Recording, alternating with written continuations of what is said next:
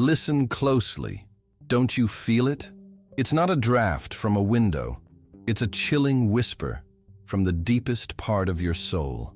It's that feeling you get in the dead of night, when the world is silent and you look at the person beside you, or the empty space where they should be, and a terrifying question surfaces. A question your rational mind has fought to bury for months, maybe even years. Am I really with the person I am supposed to be with? This feeling, this doubt, is not new. It is an ancient messenger from your unconscious, and today, you will finally give it a voice. This isn't just another video, this is an intervention. Using the profound wisdom of Carl Jung, we are about to force open that door you've kept sealed shut. Not to judge you, but to hand you back the keys to your own life. What you are about to hear could shatter the illusions you've been living under, revealing the undeniable truth of your relationship. But before we expose these soul-shaking truths, I need to ask for something crucial. An incredible number of you who find life-changing value in these videos haven't subscribed yet. If this message is already piercing through, take 1 second to hit that subscribe button now, so you never miss a truth your soul is begging to hear. If you feel the power in these words, press the like button to help send this signal out to others who are lost in that same quiet darkness. And in the comments below, tell us what part of the world you are watching from. Let's see just how far the light of Carl Jung's wisdom can travel to heal a world in need. Now, take a deep breath. Let's begin. The question is not moral. It is not good or bad, guilty or innocent. The question is symbolic. What place does this person occupy within your psyche? Jung said that the inner life is made of invisible actors. The persona, that mask with which we go out into the world. The shadow, that which we deny. The anima or the animus, that internal figure that calls us to Yao, wholeness. And the self, the center towards which we walk without rest. Every relationship, especially the one you call love, is a staging among these archetypes. Sometimes we believe we are loving someone, when in reality we are negotiating with our own labyrinth. And the labyrinth has beautiful walls. That is why we get lost without feeling that we are lost. Listen with patience, because we have not come to condemn, but to unravel. We are going to walk slowly, like someone exploring an old house with a candle in hand. I will tell you 5 signs that, if you look at them from within, could indicate that you are not with the right person. Not because they are bad or because you are flawed, but because the encounter is sustained by forces that distance you from yourself, instead of returning you. And each sign will be a door. As you cross it, perhaps you will remember scenes, smells, phrases, silences. Let yourself feel it. The sensory does not lie. First, observe the echo of your own voice when you are with that person. The first sign is subtle, almost elegant. It is the fading of your center. You don't notice it at first. In fact, at first, you confuse it with love. You yield willingly, you adapt, you become ductile. It's normal, you say. This is how a relationship is built.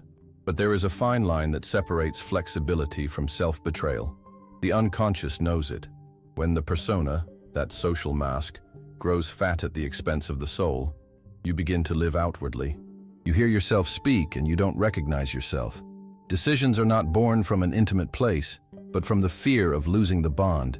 Your laugh is a little brighter than it feels. Your opinions are trimmed to fit the other person. You may have even started to laugh differently, to look differently, to avoid certain words that were once your home. It is a gentle erosion. Each concession is one less grain of sand on the beach of yourself. And one day, suddenly, the sea looks closer. The body always warns first. Have you noticed a chronic, imprecise fatigue? As if you sleep, but do not rest. There is a weight in your chest when you hear their footsteps. A slight nausea before talking about certain topics. The shadow whispers to you, you are not here. And when you are away, even for a few days, you find yourself again. It's as if behind the window, there was a garden whose water you cut off for months, and suddenly it blooms again. Has this happened to you? If you feel that you only resemble yourself when you are far away, you are not at home when you are with that person, and a relationship that exiles you from your own center does not love you, it uses you. It can use you with tenderness, it can care for you, it can hug you, but its function, even if it doesn't know it, is to sustain the mask. And the mask, by its very nature, cannot caress what is underneath without breaking. If this thought makes you uncomfortable, wait. The second sign might give you the map of why. It happens. Don't leave the room yet. What is on the other side is beginning to take shape. Second sign. The bond is fed by a wound that no one wants to look at. We call it compatibility, chemistry, destiny. Jung would call it a dance between complexes, magnets from childhood that find their perfect reflection.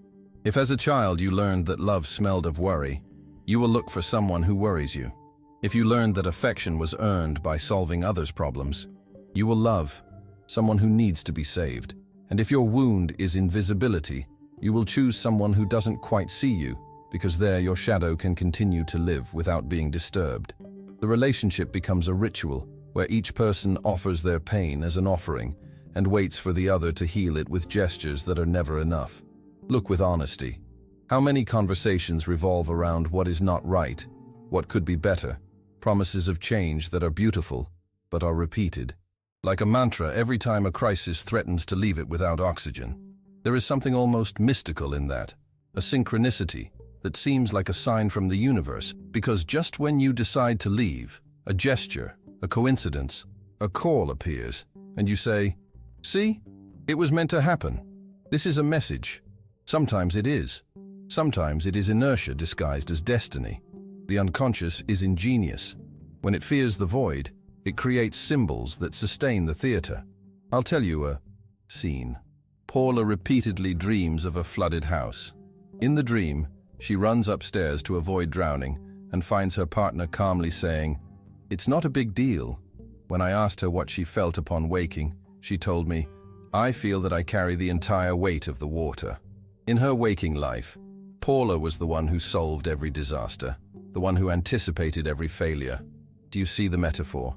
The water, unconscious emotion, rises, and the partner minimizes it. She associates with the wound of not being supported and builds from there. It is no coincidence that she dreams this. Dreams are letters that your psyche sends you with no return address. If you dream that you are drowning, that you are late, that you scream and no voice comes out, that you return to a house that is no longer yours, perhaps your relationship is keeping alive an old story that you have outgrown. And if the wound is the glue, love becomes heavier and heavier. The question that hurts and opens is, am I here because I choose to be, or because it hurts me to leave? If you still doubt, don't go. The third sign is a light that cannot lie. Third sign, your dreams and your environment begin to correct you with unsettling precision. Jung called synchronicity those meaningful coincidences that appear like constellations around our deep decisions. Have you noticed how, in the days before a breakup, songs, phrases, movie scenes appear that speak to you of letting go, of leaving, of returning to yourself? Have you experienced mistakes that end up exposing what no one wanted to see? The unconscious has no morals, it has direction. It wants to integrate you. If you stray from your path, it orchestrates small collisions, traffic signs that, if you stop, show a clear arrow, this way. It's not superstition, it's a symbolic reading of the world. If every time you get close to that person, things break, plans fall through, you get sick, you become absent from yourself, there is a pattern that cannot be explained by chance alone. I'll tell you another story. Martine had been suffering from back pain for months with no medical cause. Physical therapy helped until he returned home after being with his partner, and the pain intensified. One day, tired, he imagined in meditation that his back was an old tree trunk full of rings. In one of those rings was engraved a phrase from his father, "Be strong, don't complain." And he realized that his current relationship demanded that silent strength. Not to cry, not to ask, not to show hunger. What did the pain do? It screamed for him. Within a week of a conversation that led him to the truth, that he was not being himself and was withering by sustaining a dynamic where his vulnerability had no place, the pain began to subside. There was no magic, there was alignment. Synchronicity also presents itself as human mirrors. Do you know someone who casually names what is difficult for you to say? or a stranger tells you the story that you didn't know you were living, or a book falls open to a page that makes you uncomfortable. If you feel that life is speaking to you with increasing volume, do not cover your ears. Sometimes we believe that the extraordinary arrives with a loud bang. It almost always arrives with insistent tenderness. If this truth is opening a new space in your mind, share it with someone who needs to hear it, because the room that will now open is perhaps the most delicate, and speaking it aloud may save you from falling back. Asleep. Fourth sign. Your growth scares the relationship. This is an indicator that many confuse. They believe that a relationship that demands constant sacrifice is mature. But there is a huge difference between sacrificing whims and sacrificing the seed of your expansion. If you feel ridiculous when you dream out loud, if you perceive small glances when you shine, if a part of you lowers the volume of your soul so that the other person does not feel less, be careful. You are trying to protect a bond that feeds on your smallness. The unconscious detects it as a slow poison. Jung would speak here of the process of individuation, the movement by which you become who you are. The right partner does not compete with that. They accompany, make space, sometimes push. The wrong partner, even if they love you in their own way, proposes a pact. Stay as you are. Don't change the script for me. The symbols of this stagnation are clear. Projects that do not advance when you share them. Goals that are postponed indefinitely. A talent to which you add quotation marks every time you mention it. I write, well, I try. I wanted to study, but now I don't know. I would like to start a business, although maybe it's not the right time. Observe how your phrases stoop. If your body has learned to ask for permission to act, do not blame yourself. You are defending the peace of someone who would fear losing you if you grew. And maybe that person doesn't even recognize it. Perhaps they think they are protecting you from failure, from risk. But the soul perceives the difference between advice and an enclosure. The sign is strengthened when you understand that your fear of expanding and their fear of you expanding are invisible allies. And in that pact, you both fall asleep. The problem is that life does not tolerate eternal sleep. It begins to send you uncomfortable metaphors. Plants that dry up even though you water them, rooms that feel small, clothes that no longer fit you. Things break with frightening ease, and you tell yourself they are coincidences. They are not entirely. They are wake-up calls, reminders that the price of keeping a relationship intact may be to amputate yourself in silence. If that touches you, breathe. The fifth sign is still to come, the simplest and the most difficult to accept. And when you see it, even if the mind wants to argue, the body will know. Fifth sign, peace is foreign to you. With the right person, life is not a roller coaster of drama and euphoria. It is a river. There are currents, there are rocks, there are whirlpools, yes, but there is direction. With the wrong person, you learn to live in hypervigilance. You depend on the next message to be okay, on the next gesture to feel loved, on the next apology to be able to sleep.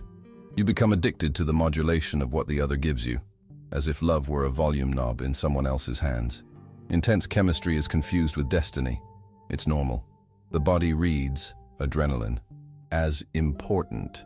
But peace is not boring. It is a silence populated with life. And that silence, when you are not with the right person, seems threatening. You need noise to believe there is something there. Measure the peace. Honestly, can you speak without having to justify every emotion like a legal argument? Can you be in silence with that person without feeling that invisibility swallows you? Can you ask for something without an eternal debt being borne? Is there tenderness in conflict? Or is conflict a battlefield where the goal is to win and not to understand? When you make a mistake, are you a human being or a case file? When you are away for a few hours, do they return to you with curiosity or with reproach? Listen to how these questions sound in your chest. The heart has its own logic. The rational mind, trained to survive, will manufacture brilliant arguments to explain what hurts. It is not a matter of lists or pros and cons. It is a matter of internal atmospheric pressure. With the wrong person, the climate changes drastically. Unbearable heat that seduces you, and, an instant later, a frost that breaks you. With the right person, there are seasons, but the house has heating. If you have lived in a storm for so long that calm irritates you, it is normal that you find it hard to believe. The new climate also needs to mature on your skin. And now, perhaps the most important thing, these signs are not sentences. They are mirrors. You could see them and decide to heal. Within the relationship, you could look at them and choose to leave. You could even discover that the wrong person was you with yourself, and that the external bond only reflected that betrayal. All of this is possible. The language of the soul is not binary, it is dialogic. It speaks and listens at the same time. What we cannot allow ourselves is to silence it, because silencing it is teaching your being that it is not welcome in its own home. And the house of the being, yourself, is not dismantled with impunity. Perhaps you want more tangible proof. I propose some symbolic exercises. First, write 2 undated letters. Title 1, to stay, the other, to leave. Do not rationalize. Write what your body feels in each scenario. What does your house smell like if you stay? What music plays if you leave? What parts of you awaken? Which ones are extinguished? Do not seek to be fair. Seek to be honest. The soul does not need formalities. It needs truth. Second, draw your shadow. This is not a childish exercise. It is medicine. Draw without technique, with clumsy lines, that part of you that this relationship does not let out, or that which comes out too much.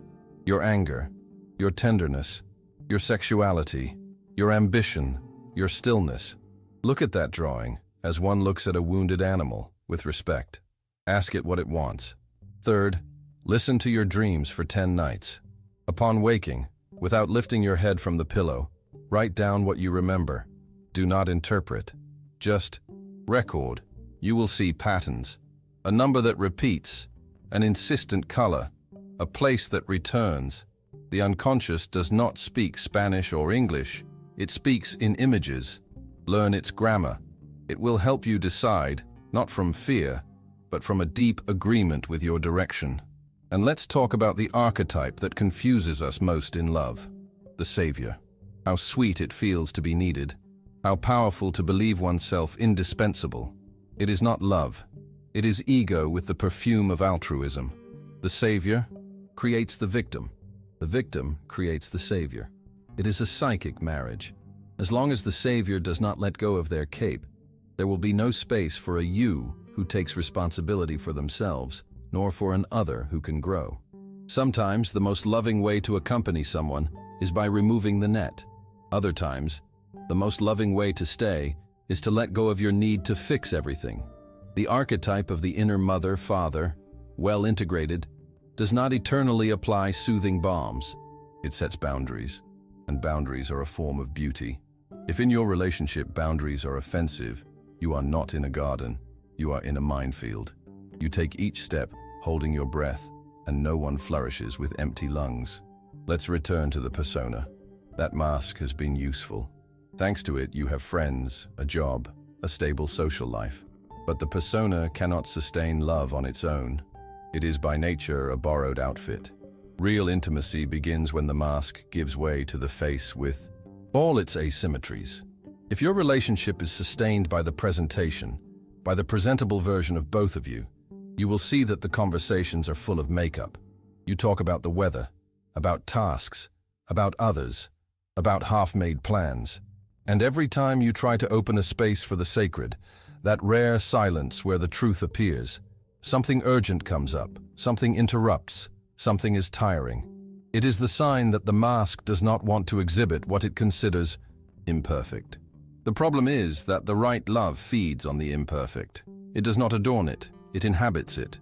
If you are afraid to cry ugly, laugh weird, desire strongly, fail without excuses, it is likely that you are not with someone who offers you an altar for what is human.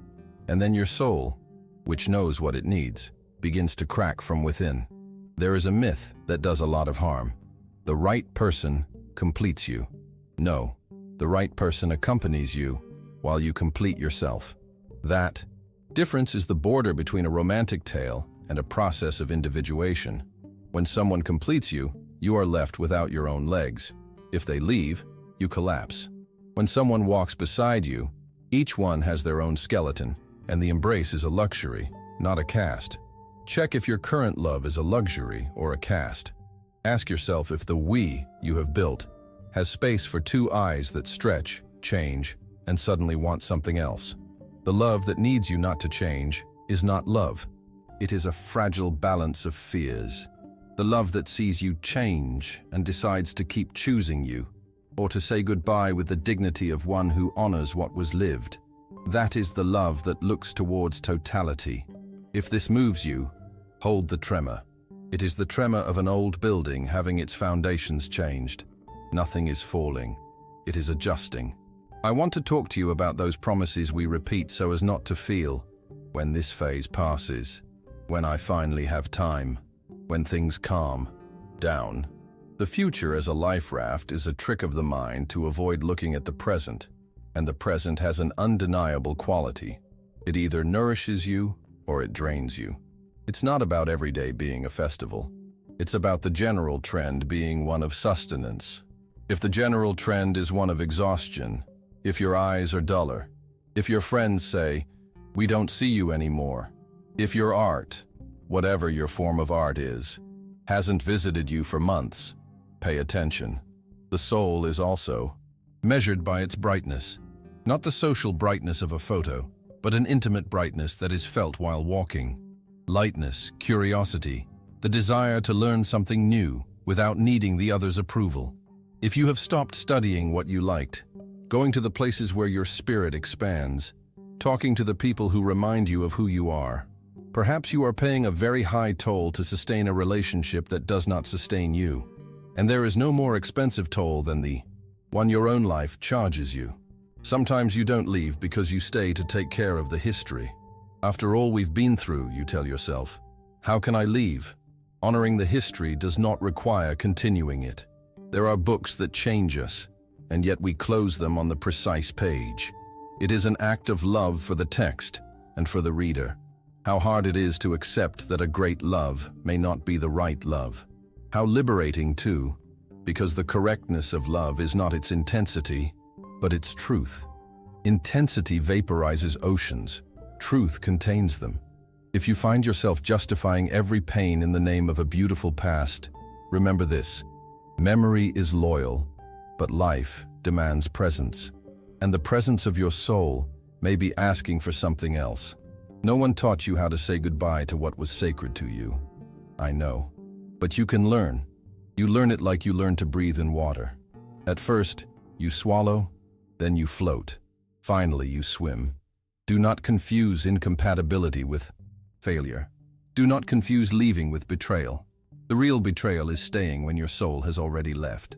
Jung said that what you deny submits you. What you accept transforms you. If you accept that this bond, as it is, does not lead you to totality, the possibility opens up to transform it, or to transform yourself away from it. And if, upon hearing this, you feel guilt, observe its form. Guilt has the ways of a sad saint. It convinces you that suffering makes you good. Do not buy that image. Goodness knows that unnecessary suffering does not ennoble. It dulls. Compassion, to be true, includes limits that allow you to continue being you. I would like you to imagine a final scene, not as the end of a relationship, but as the end of blindness. You are in a room with 5 windows. Each sign I told you about is a window that opens. Through one, you see your voice returning to you. Through another, your wounds being embraced without being asked to stay small. Through the third, life speaking to you with maturity. Synchronicities that sound like cathedral bells, not ambulance sirens. Through the fourth, your growth being celebrated, even if it is uncomfortable. Through the fifth, a stable inner climate, a peace that does not numb you but gives you strength. You look outside and there are no valleys of perfect flowers, nor skies without clouds. There is a path, and you, with feet clean of self-deception, begin to walk, not towards someone, but towards yourself. And from that place, if you choose to stay, you will stay in a different way. If you choose to leave, you will leave in a different way. In both, fidelity is no longer to an idea, but to the life that inhabits you. I would like to leave you with a question that is not answered with the head, but with the body. Who are you when no one is looking, and does that person allow you to be that? If the answer hurts you, do not rush to extinguish it. Place it on your nightstand. Let it accompany you for a few days. Observe how the light in your house changes when you accept it. The world may not move. You may begin to move within, and that movement, although invisible to others, will have consequences. True decisions do not sound like a slammed door. They sound like solid ground. If you are still here, it means you are not like the others, and you are ready to go further. Not because I say so, but because something in you has decided not to be numbed. I honor you for that. What you do after. This video is not an exam. It is an act of self-love. Perhaps you will have a conversation you have been postponing. Perhaps you will book a therapy session. Perhaps you will simply go for a walk and look at the sky with a strange sense of permission. Whatever it is, start small and true. The great inner revolutions are made in small steps. Before closing, remember, the right love does not rescue you from the void. It teaches you to build with it. It looks at you when you ask yourself inexact questions. It listens to you when you babble uncomfortable truths. It waits for you when you get lost and does not charge you for finding you. It does not ask you to choose between the bond and your soul. It reminds you that the only choice that is non-negotiable is your fidelity to yourself. If you are with someone who honors that, even if everything else is imperfect, you are closer to what you are looking for. If you are with someone who demands you renounce that, even if everything else seems perfect, you are far. The signs are not laws, but they are lighthouses. Use them. And now, a simple commitment to yourself. For the next 3 nights, before sleeping, repeat inwardly without a voice. I allow myself to know what I already know. Nothing more. You will look life in the face. Perhaps a dream will appear. Perhaps a conversation. Perhaps a small accident that saves you from a great misfortune. Do not be afraid of clarity. Be amazed by it. Clarity is also learned. Reach the end. You have, not because the video is over, but because a profound shift has already begun within you. The clarity you feel right now is not a fleeting emotion. It is the raw, untamed truth of your soul, finally breaking free. You now have the language for a pain that was nameless, and that is a power no one can take from you. This awakening is a sacred act, and I am deeply grateful you chose to experience it here. Now, you have a choice. You can let this feeling fade, or you can turn it into an offering, a beacon of light for others. Before you go, I have a critical request. An astonishing number of you who have these life-altering breakthroughs with us are not subscribed. This journey of awakening is continuous, and the path forward requires guidance. Hit that subscribe button now and make an intimate pact with your own evolution, so you don't miss the next critical piece of your transformation.